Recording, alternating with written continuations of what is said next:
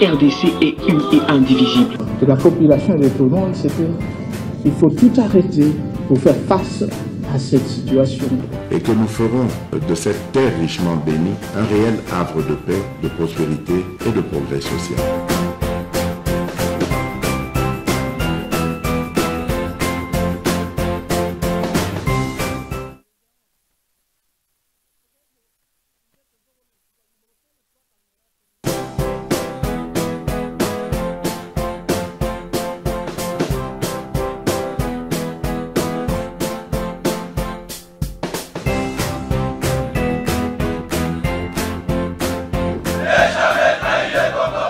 Tenabino, Bozali, Ebele, Bozolanda, MK Buzz Télévision, Bozali Kolanda Bisso en direct na Facebook, Bozali des millions, Bozali Kolanda Bisso partout à travers le monde, Boponi chaîne Nabino pour Bozala informer, vous informer, ils allaient vraiment les motifs Nabisso, que vous allez vraiment Nabanda Konabino parce que l'actualité, ils allaient obligé, Topona.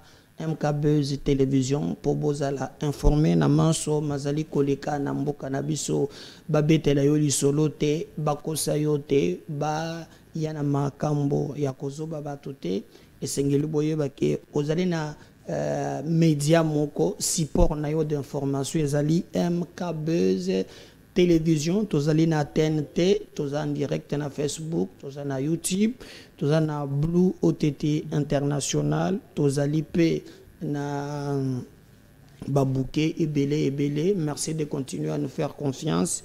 Merci de continuer à partager les liens. Il y a ba émission na biso. Merci na bande konyonso oyo ba azaliko salake tozala na bino. Merci alors bozala vraiment Ebele. Na chaîne Nabiso beaucoup zanga ata moke te bo continuer ko sala biso confiance pour biso na bino ezali les cambo ya vérité c'est un contrat clair nous voulons que makambo nyonso matambola ndenge elongo obani bandeko bozo landa biso na Congo Brazza. Merci beaucoup. Na moni bozo komelangao na le belalikambo ya soki Congo Télécom il paraît soki pasteur Yves Castano en tout cas na moyena na zuba message na bino ebele mais je ne peux pas me prononcer kakaboye je dois prendre le temps na zo dossier wana pasteur Yves Castano qu'est-ce que se passe na entreprise ozali ko kamba soki Congo Télécom il paraît l'obilu nonanteza kuna bon moi je n'ai pas de preuves mais j'ai reçu ba message belé na bande komoko ba kemelenga na niveau ya Brazzaville talaboye obi journaliste akenda kana lombango ko affirmer makambo te il prend aussi le temps ya ko vérifier ce que oyo bozoloba ezali vérité nous allons revenir na likambo wana tokobeta masolo lelo ezali susu likambo ya kobanga te to ya komituna Joseph Kabila Kabange akozala vraiment poursuivi bakosambisa ye na bazuzi mitezalaki est-ce que Joseph Kabila esengelaki balandela ye na congrès balandela ye na Sénat le débat ezalaki ouvert parce que bamuso bandaki koloba ke non le titre oyo ye azali kozwa ya sénateur ezali à titre honorifique mais ezali na mobeko oyo ezali ko régir l'ancien président de la République oyo ezolinga ke soki bakoki ko landela mokonzi ya mboka il faut esalema kaka na congrès alors bamuso balobaki non comme déjà bafio ya sali ezali en dehors ya exercice ya fonction na ye donc ye azali bel et bien sénateur donc pona yango esengeli basambisa ye na Sénat alors il y a eu commission moko spéciale et chami na niveau ya Sénat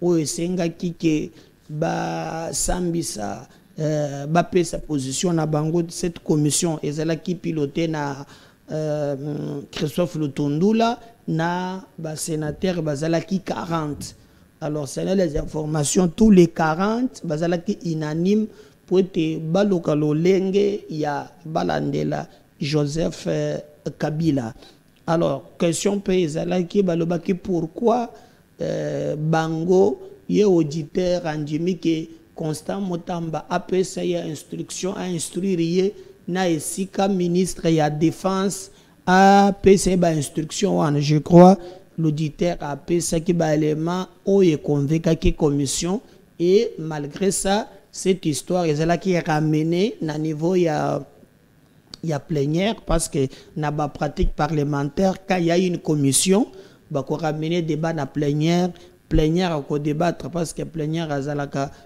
souveraine, puis après ce qui ba divergence ezali mais maka toujours bango na vote. Alors c'est tout mona ki lobby le kaki na niveau ya Sénat oyo sama lokonde azalaki ko tambwisa, donc commission azalaki et rapport na bango na mayematali si oui ou non Joseph Kabila bako sambisa ye na niveau ya Sénat. Vous voyez? Alors le débat ezalaki oule ba pro Kabila pe bazalaki baza contre bazali. Mais il fallait les cananzela ya vote. Mais avant tout comme wana, pourquoi bazali kolinga ba mema Joseph Kabila asamba na justice? Ba raison efsengeli boye ba ezali ke l'auditeur oyo ya mapinga a lobby azana un témoin, le témoin boye bien très bien ba bengi monsieur Eric Kuba oyo bakangaki na Tanzanie a lobby ye a participa na lisolo moko tango ezobetama ndenge nini lisolo wana balobi Joseph Kabila basololaki na Corneille Nangaa po ete baboma Félix Tshisekedi, Kagame akopesa bango appui baboma Mosé Laurent Désiré Kabila. Et tango toujours l'auditeur oyo senga balande la Kabila lobi tango makambongo ekoma bongo nde Joseph Kabila a s'opposé à l'obité koboma Tshisekedi oyo kokoma pe héros et kokoma pe très compliqué. Nous risquons nous-mêmes plan abiso tochi en place tozanga moyen ko récupérer pouvoir pour peuple akolinga sous likambo wana pona mbala ya mibalete. Alors ye Kabila pesili kanisi comme ça to renverser kaka na régime, soit par un coup d'état, soit na oyo ezobanda bozobona ezosalema na est one. C'est ça le plan oyo tchemaki en place. Wana eza maloba na ngate eza maloba ya auditeur oyo memaki na ba sénateur po ba yeba kozala convaincu kolongola ba immunité ya Joseph Kabila. Alors nde tango bafandi ye motu oyo azalaki assistant ya Corneille Nangaa bakangaki na Tanzanie, c'est lui qui livre toutes ces informations. Lobaki tima solo zobetama ye afandaki wan abandaki koyoka plan nyonso bandi ngeti en place po basala Congo mabe, mais Kabila boyaki nde baboma Tshisekedi ya lingaki po bamema lolenge ya sika, c'est-à-dire baluka moyen ya ko renverser régime. Régime quoi ya quelque chose qui est bas comme à un niveau ya ke ba renverser ya monaki yango ezali likanisi ya mabe makasi. Donc allez-y comprendre que ce pays tout suite aux un ancien président de la République oyo azalaka pe assassiné. On a connu un ancien président de la République qui s'appelait Mosé Laurent Désiré Kabila, présent en exercice, Babomakaye, toujours na biloko ya Rwanda. D'ailleurs, après Liwanaye, c'est moi nanaye Joseph Kabila, nde montoyaka kozo pouvoir, après Kobomaye. Il y a eu des liens. Boyoka qui même dernièrement, que rapprochement et salama qui entre Ouganda, Rwanda, et Tshisekedi, Kabila, Nangaa, basala que vraiment ba déplacement mingi na ba mboka wana. Est yango moto que créer tolé en tout cas to éviter bandeko dangai, mais selon l'auditeur à lobby ba sénateur il fallait que ba pesa ye Kabila po ba sambisa ye balanda po to ye ba nini ezali koleka sur terrain soki azali na raison toté en tout cas tokoyeba yango na likambo oyo parce que tolobaki ke eza makambo ya auditeur oyo alingi asambisa baye bazali kotia makambo en place alors makambo ya koboma ndenge balobi ke balingi baboma Félix Tshisekedi, il y a un député national avant tozonga na Sénat, boyoka un député national qui s'appelle Eliezer Ntambwe, azo sala révélation moko na révélation na lobaki ke non équipe moko tchema ki en place basala ki na Uganda et sengela kinde baboma Félix Tshisekedi na bato baboma kana basala ka, donc tout ça toujours na logique au balobaki ke Kabila boyaki peut-être que aye konjima après parce que ces révélations ezali kokende dans le même sens na message oyo Eric Nkuba a pesaki que Joseph Kabila a boyaki baboma Tshisekedi ma pesaki go poete balukaka kandengeni ni bako renverser régime. Mais est-ce que makambo ya koboma Tshisekedi ezali ya solo bolande Eliezer Ntambwe? On va revenir juste après. Boyebi que une réunion s'est tenue na Ouganda, dans un hôtel. Oui, dans un hôtel. Cette réunion-là, bazu quelques Somaliens, bazu bato basala kabatumabe, basangana kikuna en train de monter un plan ya koya kosala lelo kwa makasi na Kinshasa. Bozo kanga. Je ne cesse de demander au service de renforcer la sécurité du chef de l'État. Parce que le changement, ce n'est pas tout le monde qui accepte. Aujourd'hui, Félix Antoine Tshisekedi est incompris. Mais je sais que tôt ou tard, tout le monde lui donnera raison.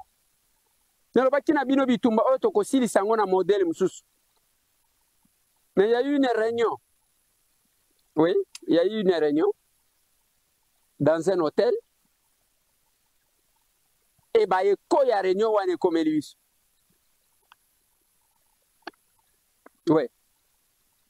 Et pendant ce temps, bah, on a bazo sala wana biso tozana mampinga, tozana ba konzi ya minen, n'armée, tozana ba oyo, balakisaka ba diplôme. Mais quel est le plan de récupération anta ya esika moko ya muke? Bana Nord Kivu, bana Sud Kivu, ba kolela ka bazo nyokwama. Bazo monisa bango pasi koboto la bango biloko mbongo moyen te pasi na pasi zakuna. La politique marche de son côté. Alors vous, qu'est-ce que vous faites? Bino bozo salani. Bino bozo salani. Kaka wayambaro wana bimi kamata munduki beta baninga masasi ki lombe yango wana so ki kwiti ya model nini.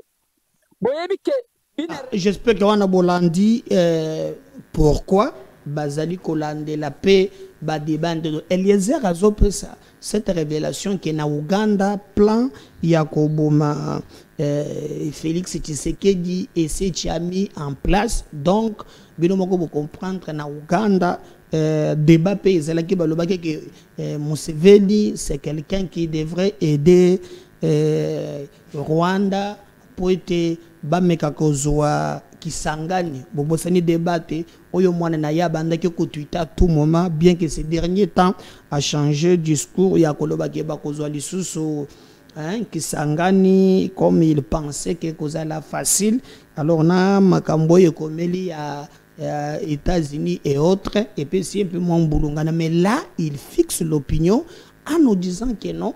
Maye Kabila Lobaki, d'ailleurs je vais vous laisser suivre parce que les kaki na Sénat pour comprendre pourquoi Bazulenga Balongola ba militaire ya Kabila Kabila Salinini un ancien président de la République Ezamabe. Mais est-ce que Ezamabe parce que Kabila l'a voulu ainsi? Comment tu peux diriger pays banda 19 ans et vous allez accepter encore que Simanayo Biloko ya Bosoto et Salema Olukayo Moto Yebi ba makambo ya mboka Ondi makena canal na yo mboka la déstabiliser. Les gens qui pensent que non, Kabila, un ancien président de la République, IDPS, ce n'est pas comprendre. Il faut que l'andaba fait. Ce qui est important, c'est la personnalité ou bien l'individu Kabila ou bien Ezali Mboka. Tout ce là qui alternance, c'est Salamaki. Nous avons un ancien président de la République. Oya kozala envie pe elingaki ebongisa démocratie. Mais comme on a oyo et comme koleka sur place ndenge bato ba komi koloba ndenge bato bakomi kosala on dirait maye Kabila ya azosala ngo te, c'est comme si balamuki kana Togo bandoko poursuivre Kabila. Non, écoutez d'abord nini le kaki na Sénat boyoka pourquoi balongola qui est ba humilité avant tout na makambo proprement dit ndenge balongola qui est ba humilité. Ensuite ça on va revenir juste après. Les faits lui reprochés sont juridiquement qualifiés comme sûrs. Participation à un mouvement insurrectionnel. Article 187 du Code pénal militaire.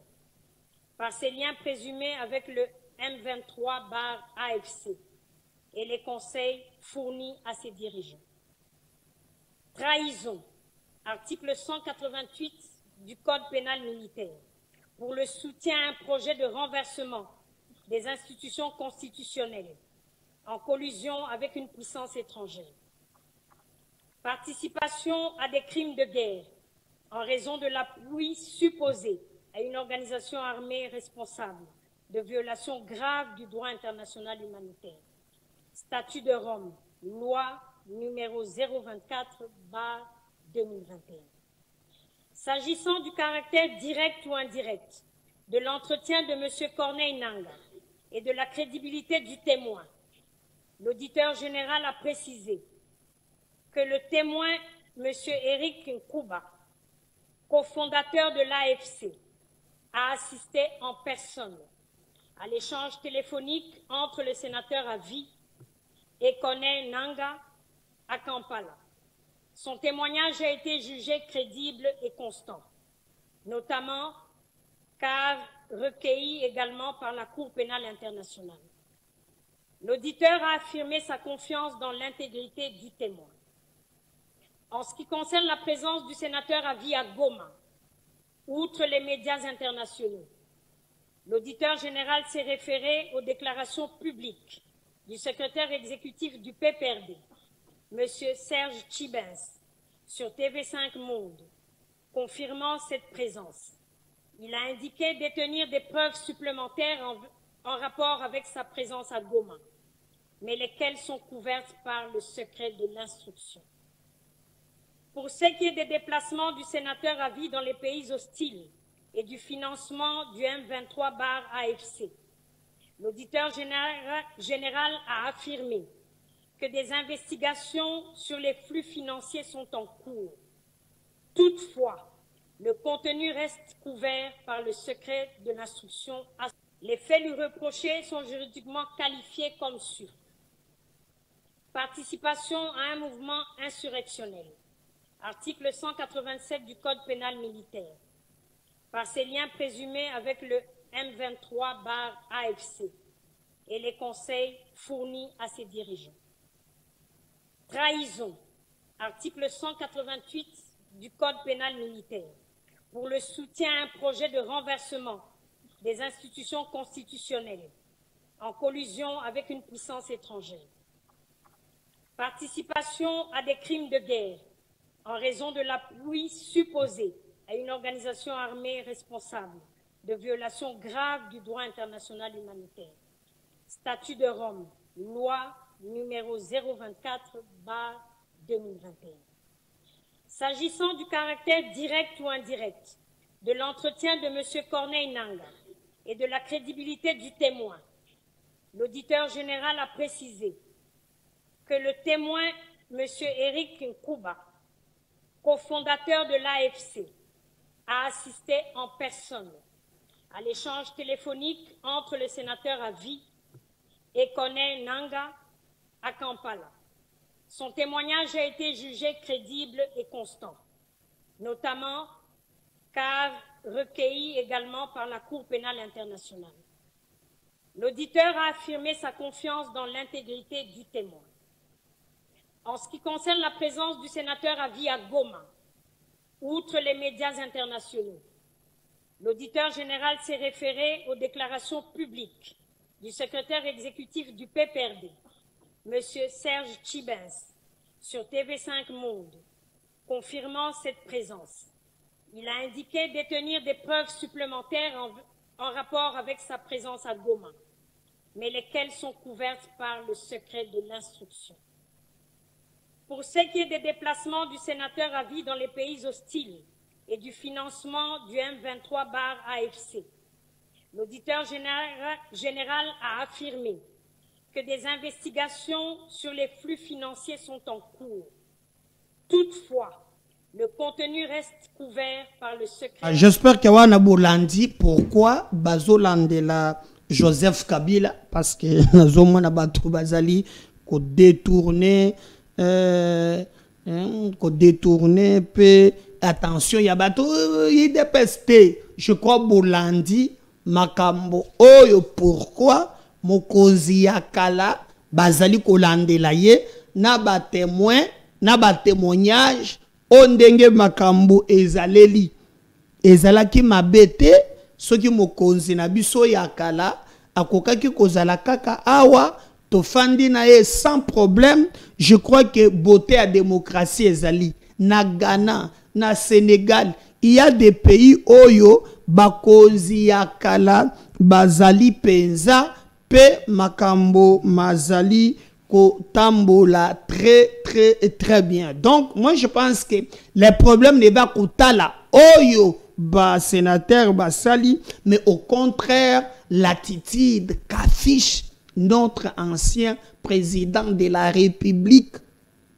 Le Congo et Pesaye Nyons, il pouvait être ici ata azana parti politique ce qui a moniqué Félix Akambi bien te balinga ki ba utiliser ba voie démocratique ce qui bazala ken intention a kozonga kana bokonzi na menzela oyo yazui na ba témoignage ya minene wana esengeli boyoka parce que awa le débat est commis bato ba commis ko déplacer le débat, c'est maintenant chercher des raccordements na mukuse tout autant en oubliant c'est les actes oyo Joseph Kabila, ancien président de la République, a posé Namboka Nabiso.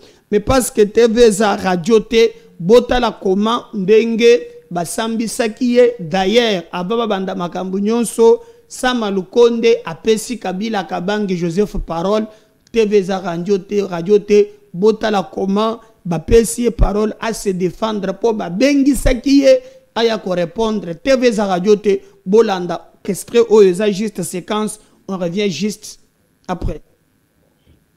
J'accorde la parole au sénateur à vie ou à son représentant.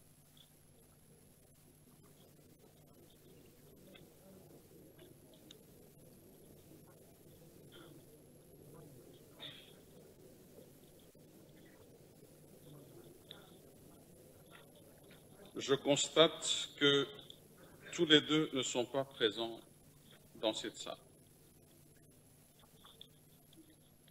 Nous poursuivons donc la procédure telle que prévue à l'article 2. Voilà, j'espère que vous avez baboyi ko sauter ba étape, ba respecter procédure, ba kamati même parole, ba pesi na Joseph Kabila Kabange pour aya ko répondre. Je vous rappelle Tindela qui est une invitation pour aya ko répondre yemo kona commission aloka pe moyen ya ko se défendre bato balobaki Kabila lobi na yo ko mibwaka mukana mwangando donc comme ko nanga bandaki koloba donc na muno ko ngando na ya ko mibwaka connaissant oyo ye azali ko travailler peut-être nango sur place connaissant aussi comment makambo mazali koleka Joseph Kabila atikali ko répondre te alors ndebo monaki sama lokonda lobi akokende na lambang na lombangu kakate esengela kinde apesa Joseph Kabila parole bomoni ndengeni ni elikaki quelqu'un m'a dit que non je crois que à l'époque il y a vieux Mbosso il y a bandoko bengango collègue nyonso zalaka théâtre te peut-être monaki Kabila zana na saleté mais au moins pour na kozala na conformité à pesi Joseph Kabila parole donc kiti loba ce qui azana nini kiti na ye le peu batela ki pe kiti na ye ba komina kombo na ye nde bomoni wana comme divergence ezalaki makasi esengela kinde maintenant makambo maleka na nzela ya vote et que vote et les cas pour départager ba sénateur faut-il conduire que basambisa Joseph Kabila Toté Kabila Joseph azo mérité basambisa ye. Alors les sénateurs basala qui vraiment divisé quant à ce, mais au moins baye kokabola bango nanzela ya irne. Regardez comment il est qui na Sénat et boyoka nombre ya bato ba vota qui zela ki ndengini pour la déroulement et les qui on va revenir juste après. De monsieur Joseph Kabila Kabange, sénateur.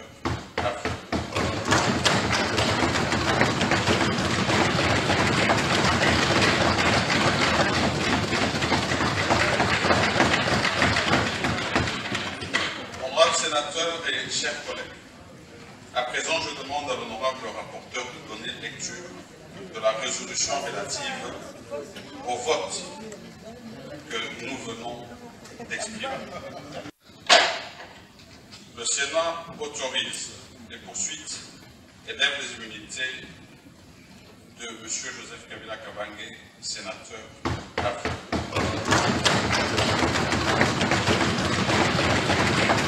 Bongo on dit ma rapport et utaki pilikanisi et utaki paye à commission spéciale. Oui, je crois être ba ko bongo longola bongo konde ya mwana mboka Joseph Kabila Kabange peut être ko samisama ni samiselo ya masuda. Bobele mama moko mubongisi mbe ko moko ndia tumba ki loboko pona ko bete ye ati mutu nene likambo yango te yiko bati azaki abstention nabuye bandi ko banandi.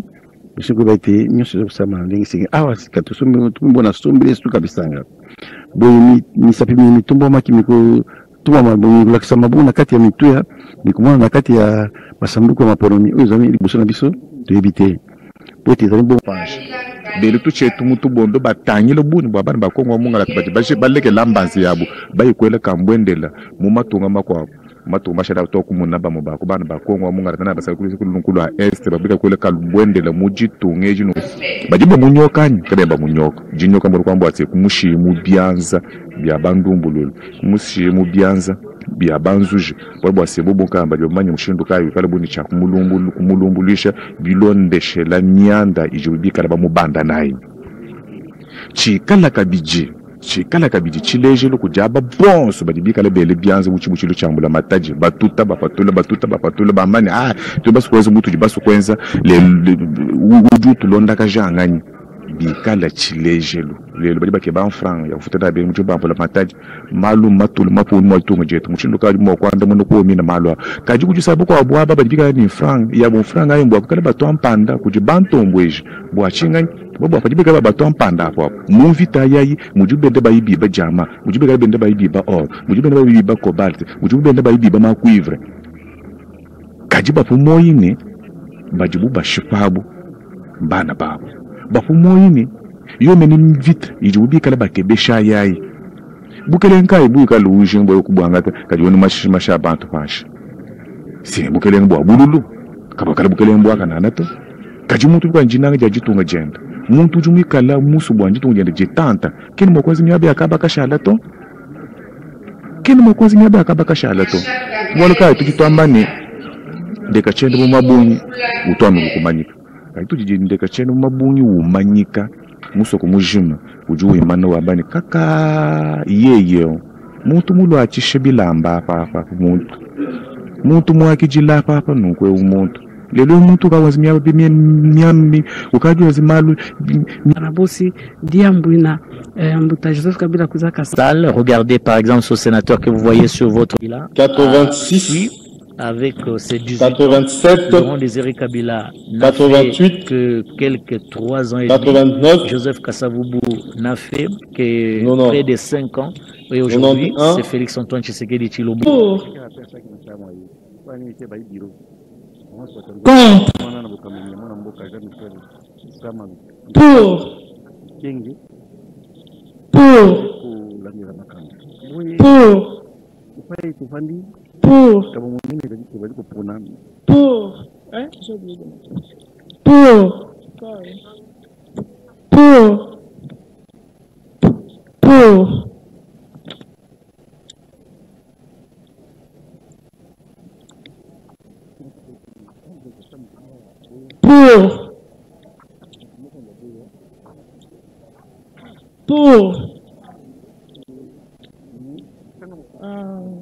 Il a voté.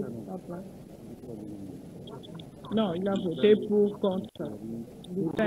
Il a voté tout. Il a tout voté. Moko coach na ika papilika sampamba. Aika alikika koleka. Alingi ne koloba kondima iyote aboyi pe kondima kukuboya aningi pe aboyi na yaka makambo. Aliko pesa ye lolenge te. Aliko pesa ye position te. Kasa nitaki bobele pour yango moni sekisi mo bato na nakati ya ndako makita a jiguli qui a été Biltani mususu pe lisusu aboyi na ye koloba aboyi kopesa ye position kasi na maboko batombolaki bango nyonso ezali motema ezaleloko mosusu motema ya moto bamonaka yango te mona eli mususu motema sanduku blaze olobi kamasolo motema sanduku miso ya bato loboko kasi na nkuku aboyi na nkuku aboyi lika munene motema eza sanduku ya solo motema ya mutu ezali kama mosusu yango moni maponemi ya solo ebongi ezala ya kobatama ya kobombama moto amona mute kona pendela kisaka motema ya moto tala bato baboyi pe bazali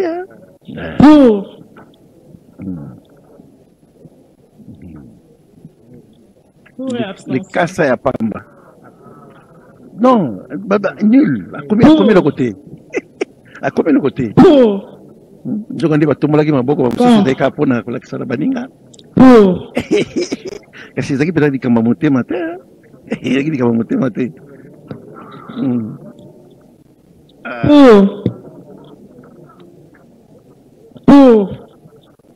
eza kondongwa na bandeko nakasi na ndako mpe bozotanga mozamoza na biki na ye na kai na mikasa na ye koma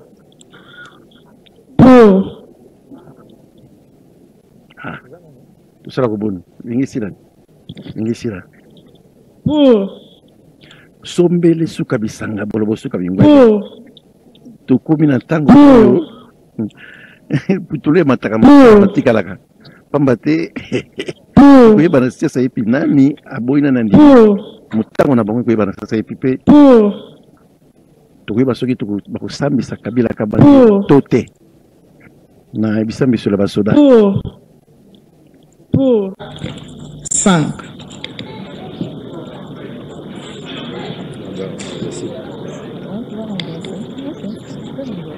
Bien fini là. D'un pour 1, 2, 3, 4, 5, 6, 7, 8, 9, 10, 11, 12, 13, 14, 15, 16, 17, 18, 19, 20, 21, 22, 23,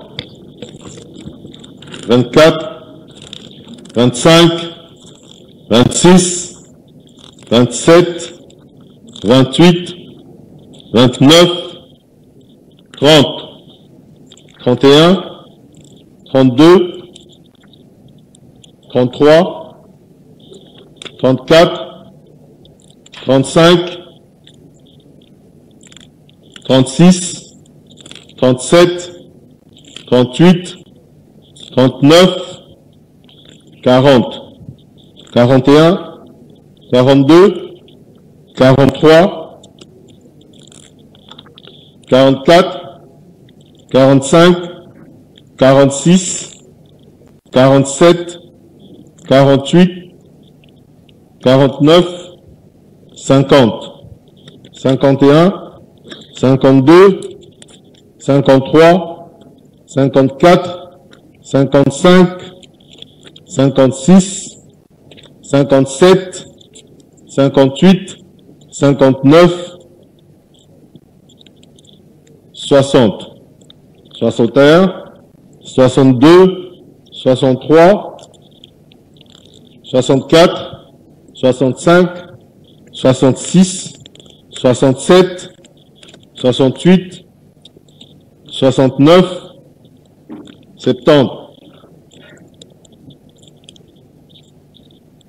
71, 72, 73, 74, 75, 76, 77, 78, 79, 80.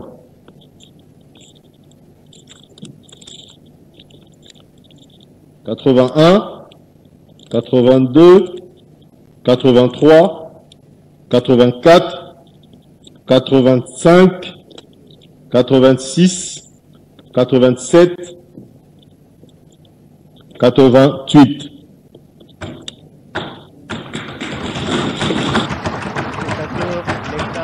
Sont cuites pour le sénateur à vie, Joseph Kabila Kabonge. Le Sénat vient de se prononcer pour lever ses immunités parlementaires et le mettre à la disposition de la justice.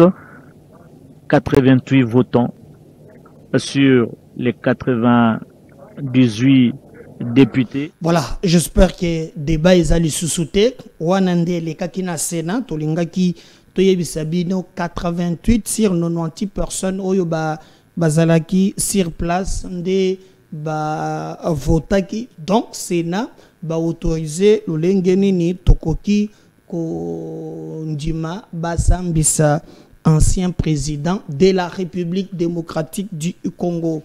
Mais parce que biso tozalaka na côté moko social, tozalaki na ngaliema avec nos équipes, mikolo lekaki population zolela, Sénat bazo voté, bato bazana ba pasi, mais je vais vous laisser suivre Tokiti, bourgmestre yangaliema asala kanine. Gouverneur Daniel Lubumba asala kanine. Gisaro oyo azana ITPR. Yekutu na gouverneur ako zonga lisusu te. Ba érosion n'en parlons pas. Peuple azana ba condition ya passe. Mai ezate. Kuluna epai. Tozala qui sur terrain avec nos équipes. Regardez au Babenga Kachen, il y a proximité et on va revenir, je crois, na ba numéro moussous, ceux qui botale bilili oyo, beau partager, beau s'abonner, beau liker parce que si Dieu ne revenait pas, tout côté na ba numéro moussous. Bye.